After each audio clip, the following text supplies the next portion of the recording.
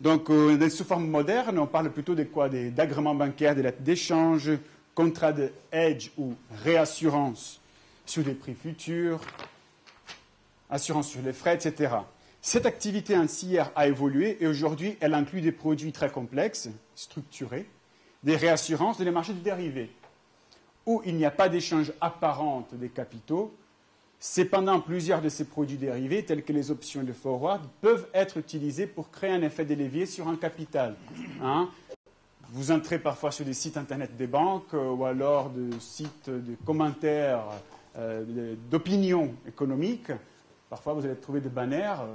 Faites 1 million d'euros avec 5 000 euros. Pourquoi? Parce que vous allez acheter des options d'achat sur une action qui peut-être va augmenter des prix dans 3 mois.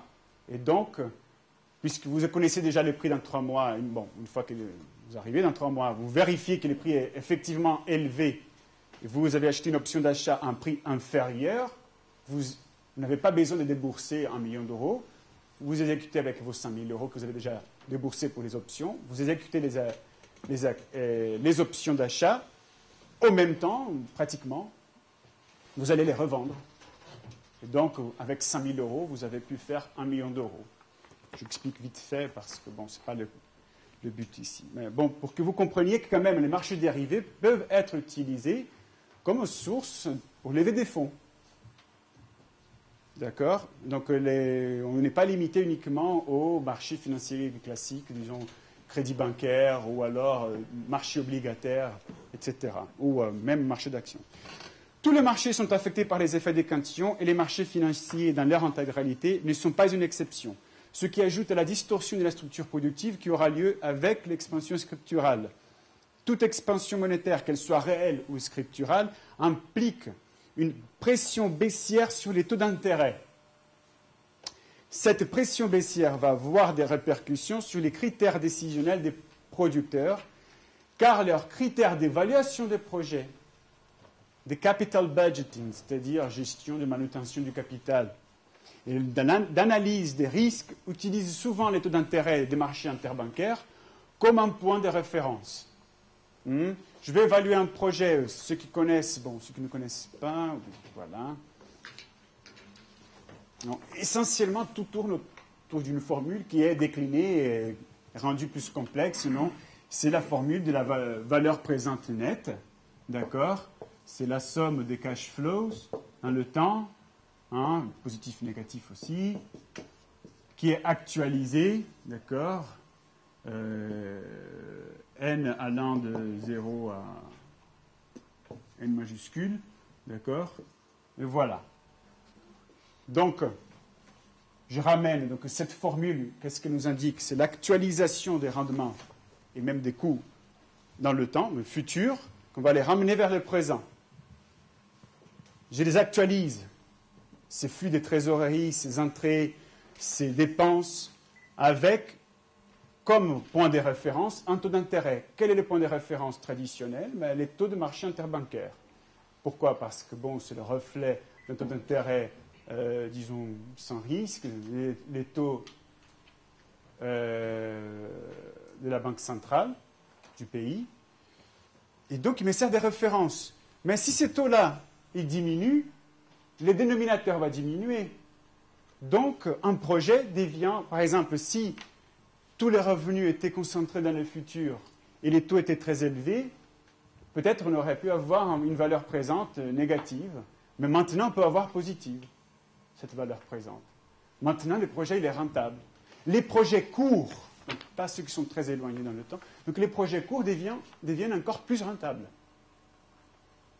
Si on est entrepreneur, on est vachement content. Excusez-moi. Mais c'est ça la question. Je vais évaluer des projets et je vais voir en fait qu'ils deviennent plus rentables, plus intéressants. Donc, même si je ne prends pas des crédits, cette expansion scripturale des crédits influence mes décisions. Si j'ai déjà un projet en cours, donc j'ai fait du capital budgeting, donc j'ai fait une gestion justement de la maintenance du capital, je dois décider si je dois acheter plus ou non, remplacer une machine, embaucher ou licencier des personnes. Je vais regarder ça. Évidemment, je transforme un peu la formule. Après, on peut comparer avec cette formule est la base aussi pour les taux de rendement interne du projet, c'est-à-dire les taux de revient d'un projet. Cette formule aussi est la base pour le calcul de la période de remboursement. Tous des critères qui m'aident à guider mes projets d'investissement. Si le taux d'intérêt baisse, mon coût d'opportunité envers le marché baisse aussi. Donc mes calculs des profits économiques, c'est-à-dire revenu net d'un projet choisi par rapport à mon coût d'opportunité, augmentent. Donc l'optimisme entrepreneurial est en partie expliqué à cause de ça. La tendance sera alors d'estimer plus favorablement des projets d'investissement plus longs, tandis que les projets courts peuvent se retrouver facilement surestimés. On voudra tout faire au même temps et le capital ne manque pas, car les banques sont en train de fournir des crédits scripturaux en abondance. Donc, l'effet concurrentiel pour obtenir des capitaux sera diminué à cause de cette expansion scripturale. Plusieurs raisons expliquent l'entrée des producteurs dans les cycles du crédit scriptural, parce que ça, c'est une question qui apparaît assez souvent dans l'école autrichienne. Mais pourquoi un entrepreneur, sachant que s'il connaît la théorie, il peut se dire, mais ça c'est artificiel. On sait qu'il y a des effets cantillons, des redistributions et en fin de compte, on sait ce qu'on va voir, c'est un indice des prix plus élevé.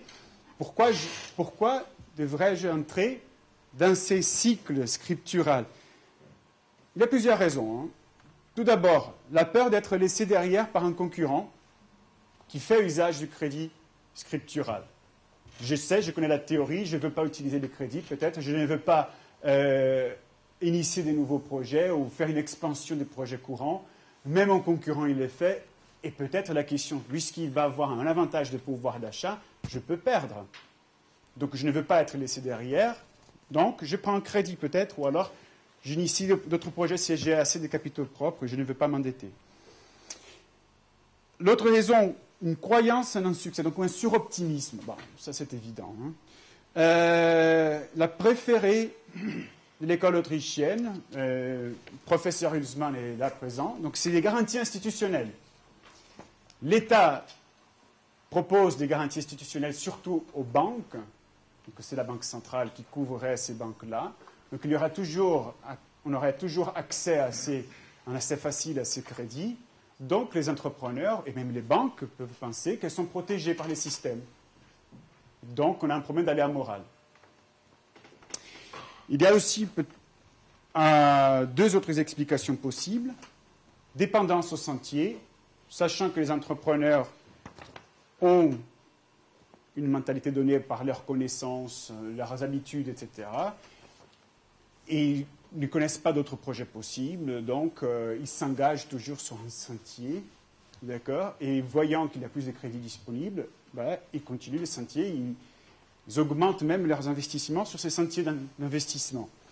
Et finalement, une asymétrie d'information, dans le sens non simplement d'informations différentes, mais de mauvaise foi.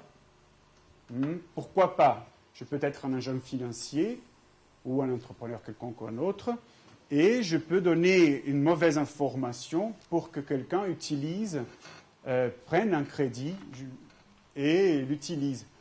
C'est possible, c'est pour ça que je mentionne, je ne veux pas dire que ça n'existe pas, peut-être que oui. Il y a beaucoup de personnes qui ont dit, mon banquier m'a trompé, il m'a dit, c'est peut-être vrai, mais bon, c'est une raison parmi d'autres. Or, le manque d'épargne réelle de la part des dépositaires par rapport à cette demande croissante pour des ressources productives, une demande nourrie par un pouvoir d'achat scriptural, résulte précisément en une hausse des prix des facteurs de production. Les banques, de leur côté, pourquoi elles sont incitées à entrer dans le cycle? Bon, aussi par les mêmes raisons données pour les entrepreneurs, mais peut-être aussi parce que une entreprise est créée pour augmenter les capitaux propres de ses propriétaires. Si la banque ne fait pas ça, comment elle augmente ses capitaux propres? Elle doit trouver des clients qui vont ouvrir des comptes courants, donc ils vont payer des frais de compte, des manutentions de compte, ou alors par l'intermédiation financière. Elle emprunte un client qui veut épargner, elle paye 3% et elle prête cet argent à quelqu'un d'autre à 5%. Donc elle touche les spreads, la différence du taux d'intérêt. Ou alors, elle se dédie à l'expansion scripturale, elle peut même baisser le taux d'intérêt, et si tous les clients qui ont pris un scriptural payent, elle va faire quoi? Elle va rayer la dette, elle va voir alors dans les actifs des réserves nouvelles et dans les passifs une augmentation des capitaux propres.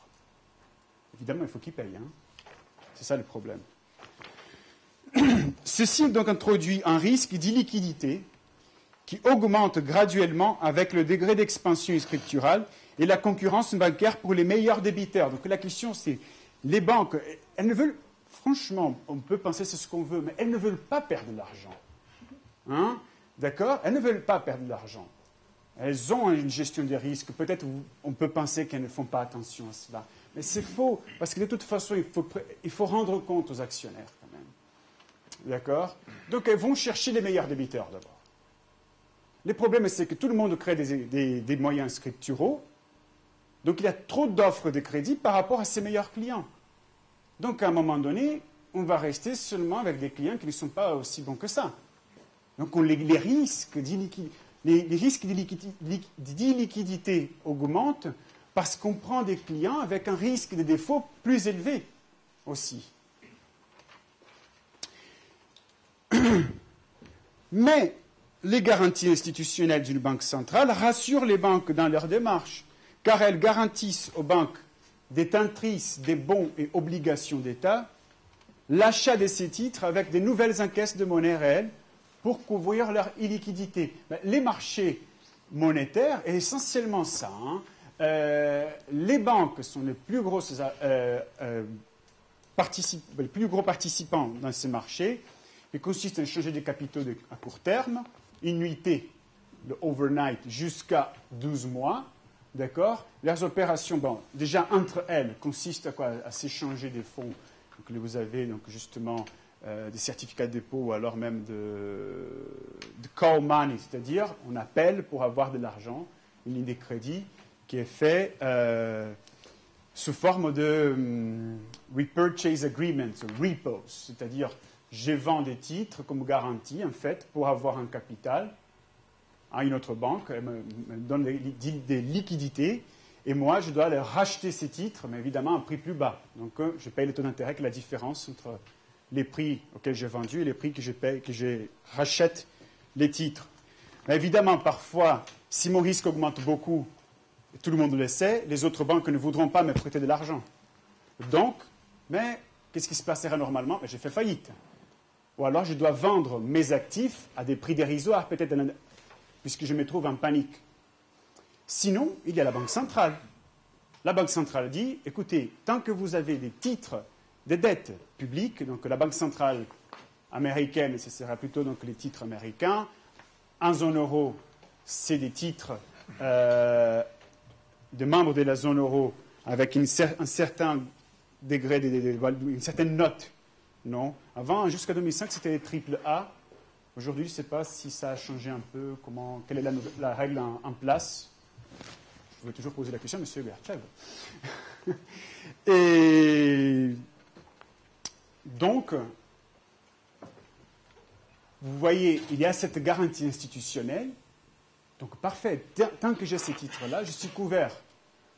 Alors, j'ai plus d'intérêt même à prêter de l'argent à l'État.